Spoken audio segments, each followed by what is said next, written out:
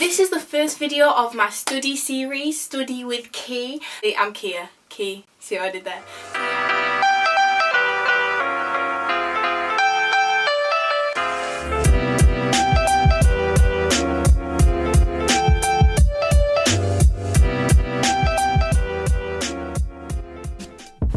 6 hours in a day seems like a lot. I know, I used to be like that, you know, I used to do my 30 minutes and be, oh, I'm tired, let me take a break. So, I was introduced to something a couple months ago called the 8-hour rule. You've probably heard of it before. If not, that's okay, I'm about to explain it. So there's 24 hours in a day, 8 hours is for study, 8 hours is for doing whatever you want, 8 hours is for sleeping. The 8 hours do whatever you want, that includes eating, that includes entertaining, that includes everything. 8 hours of study, I mean, that is, if you're going to school, that includes your lesson time. If you are revising, that includes revision time.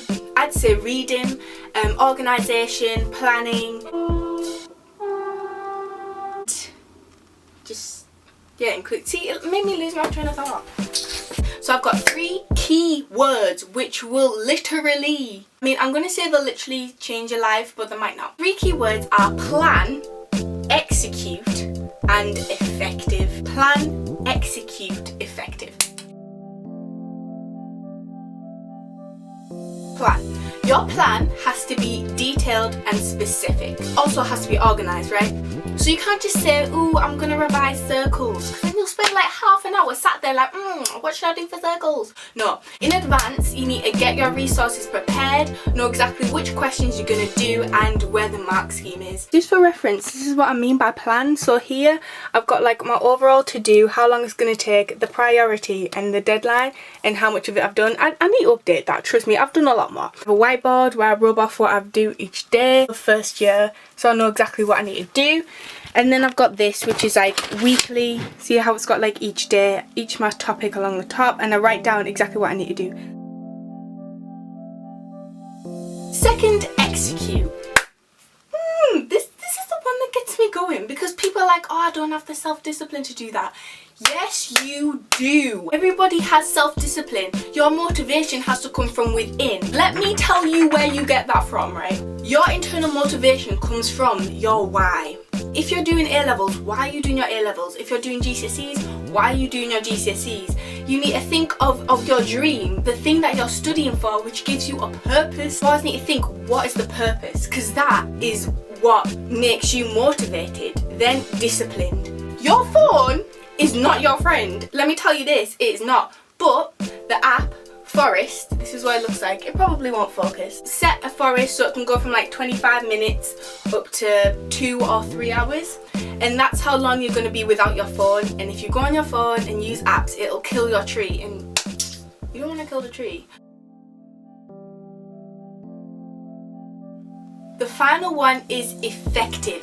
Now, when I said 6 to 8 hours a day, that doesn't necessarily mean you're going to get an amazing grade. Sometimes the amount of time you put in isn't always proportional to what you get out of it. It can be.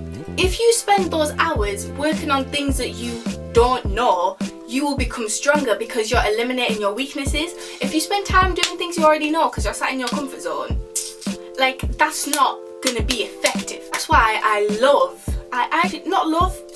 practice papers. This is how I got from a C to an A in a month, or less than that.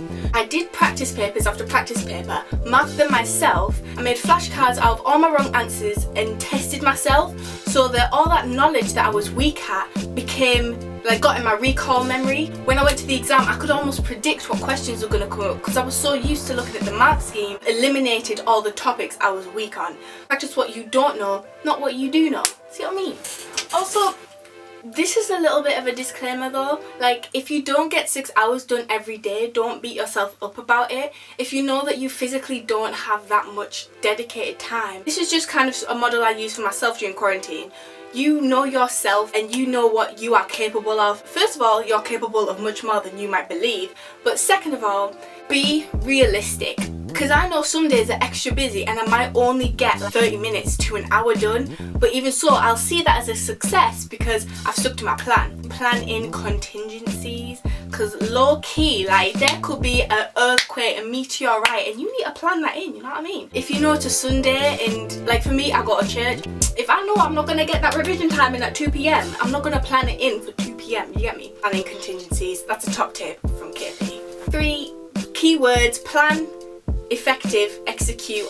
If this works for you, leave a comment, send me a message on Instagram or something. I'd really like to know if this is helpful to you guys.